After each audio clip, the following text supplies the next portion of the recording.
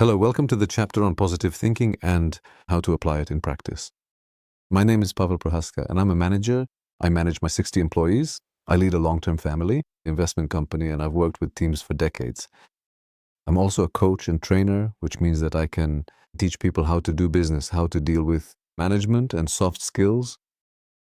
Over the years, I have trained and coached literally tens of thousands of people, and that's the reason why I would like to share my experience with you and give you a realistic view of what theory is, what practice is, and how to actually use that practice. We in sales and management hear about positive thinking, which is today's topic, every day. And the fact is that many people confuse a positive attitude with naivety. They confuse it with painting certain negative facts in a positive light. That's not the case. As a matter of fact, a positive approach is a realistic approach. What it actually says is, that's the way it is. Let's talk about what we're going to do about this issue. Let's not dwell on it. That means when I have a certain period of time and there is a point where something went wrong, it says, let's forget about the past. At most, we'll do a brief analysis of it and let's focus on how to fix it, how to learn from it, how to move on. That's a positive approach. Someone else puts it this way. I choose to accept what I can no longer change. The past. I choose to take responsibility for what lies ahead and for what I can influence. The future. And above all, I choose to clearly distinguish between the two. A positive approach says, yes, analyze the situation, but don't dissect it for 3 years. Focus on what needs to be done. Create an agile action plan and move forward.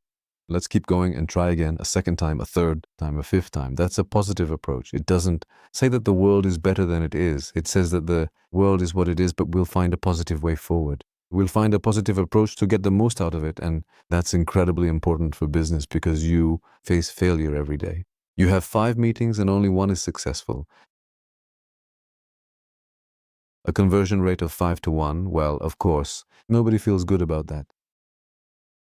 That's why you need to tell yourself, I've had 4 no's. The 5th will be a yes. You accept the conversion rate. You know it's the nature of the business. You know it's normal, and that if you keep going, you'll succeed. That's a positive approach. A negative approach is failing, once or twice collapsing and saying, I'm not doing this anymore. You start avoiding difficult situations. That's negative thinking because you immediately expect the setbacks to happen again. A positive person says, okay, I failed, but I learned something about objections and arguments. I learned that next time I should prepare my offer properly and take presentation materials with me. Next time I'll try a different approach. That's a positive attitude. Okay, how do we work with it? We managers must first and foremost work on our speaking skills. We have to speak positively or remain silent. Why?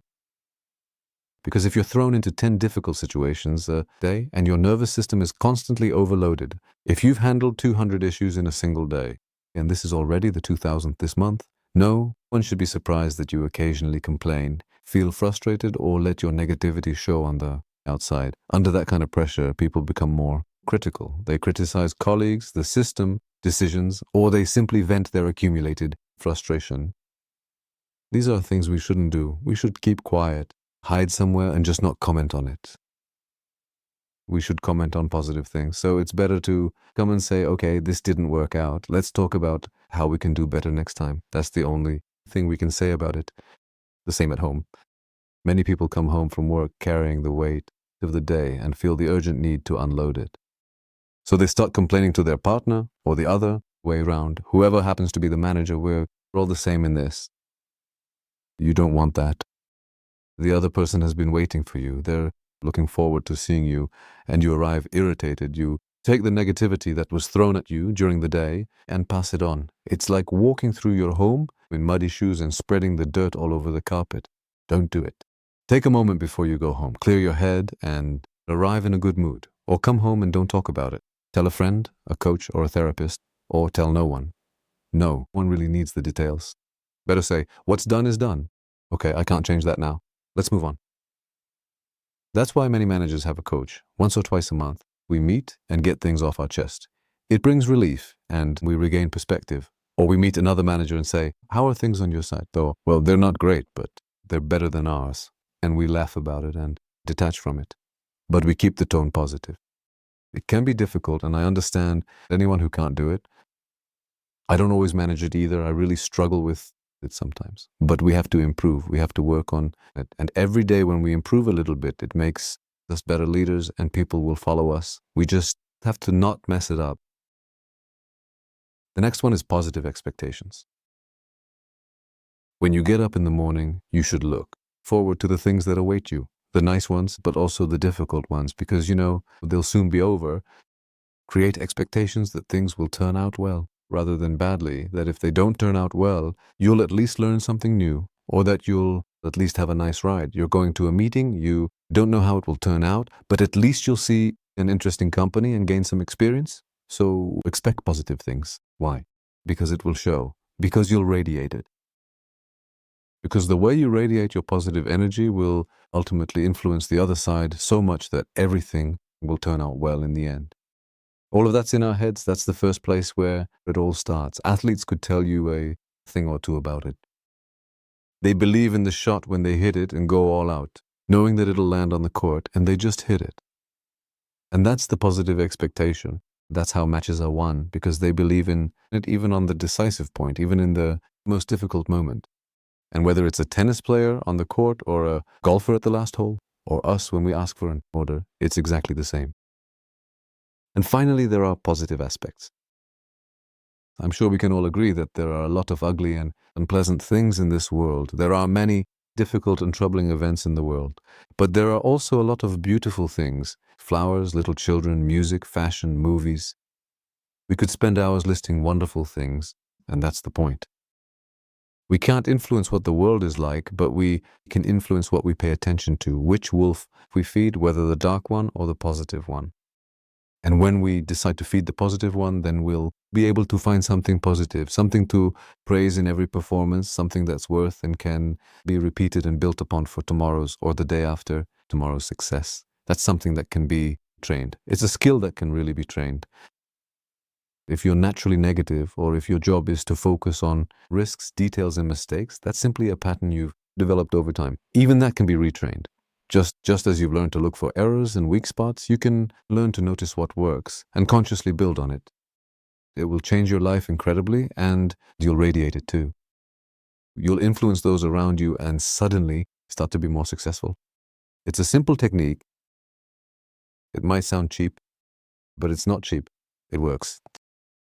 Of course, there's no point in saying when it's raining, "Oh, what lovely rain today." That's nonsense. I was looking forward to sunshine, and now it's raining on my run. Fine. But at the end of the day, I can still say I had a good day. I got some exercise, I worked up a thirst, and I treated myself to something refreshing. It was a nice day, and those things will dry out. Well, they're all wet. I didn't want that, but they'll dry. It's no big deal. Tomorrow I won't even remember. That's positive talk, and that's noticing positive aspects. It's hard to talk positively if you can't notice positive aspects. So it starts here. What is important? Mistakes. You have to decide for yourself how you'll deal with mistakes. Because if you set yourself the goal of eliminating mistakes completely, the safest option soon seems to be doing nothing. And once you do nothing, you stop moving forward. After all, the person who does nothing can't get anything wrong. People like that will stand in the way of everything. We see this everywhere. We don't want new buildings, new development projects, new schools. We don't even want hospices or care homes for older people. We don't want any change. We don't want anything new. We often resist new projects, new initiatives, and new developments. We don't want anything like this. We want everything to stay exactly as it was when we were 5 years old. Ideally, we'd like life to remain permanently familiar, because that way we take no risks and stand to lose nothing. That's the mindset of people who are focused on minimizing risk above all else. I understand that in some roles, managing risk is part of the job. But when you see how large a percentage of people carry this mindset in their personal lives, and then you look at their lives, they're struggling financially, often not particularly happy. You find them stuck in the same routines, not traveling, with no real dreams and no vision. They're just trying to survive, waiting for their fate to come for them.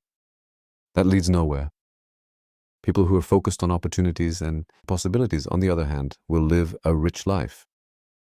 But they also make a lot more mistakes. They forget things, they make mistakes, they lose their way, they fail the first time, the second time, the third time. But they're like children. Children naturally persist. When they fall, they get up and try all over again. When they are first learning how to walk, they spend much more time down on the ground than they do standing up. But I've never seen them angry. When they hurt themselves, they start crying, but they keep trying. They keep trying until they succeed. I admire that ability. I think that this is precisely the skill that sales representatives must have, that people at work must have, and that we managers must have. I always say, a plan is not a point which we strive towards. A plan is a path we are trying to follow to get there. It's like in a top professional league when teams compete for the title, only one of the teams can win.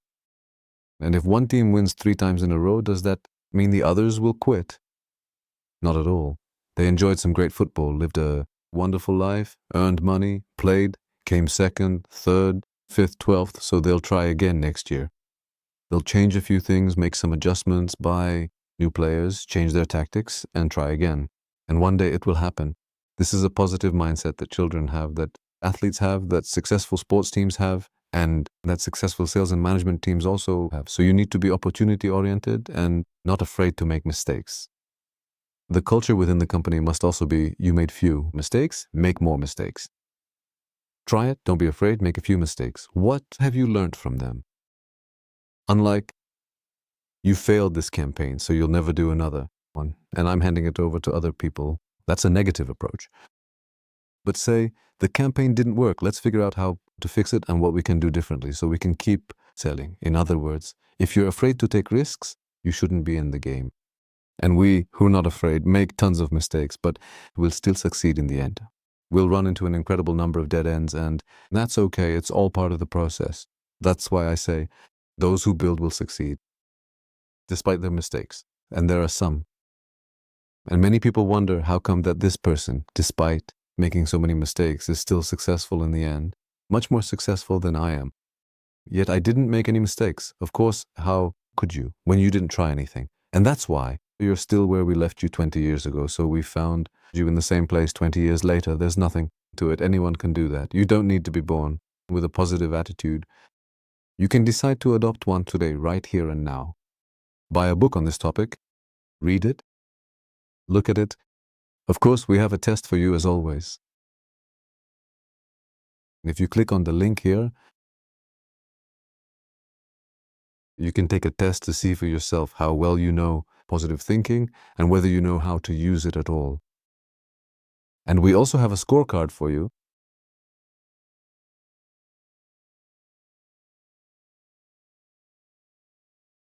Which is called Know Your Behavior, where you can evaluate how you speak when you are alone, how you speak when you are with your superiors, with your subordinates, or even with your colleagues at work. How you speak in difficult situations when something goes wrong. Don't be ashamed to give yourself a 1 that you can't do it, that you failed 15 times in the last 15 days. That's okay.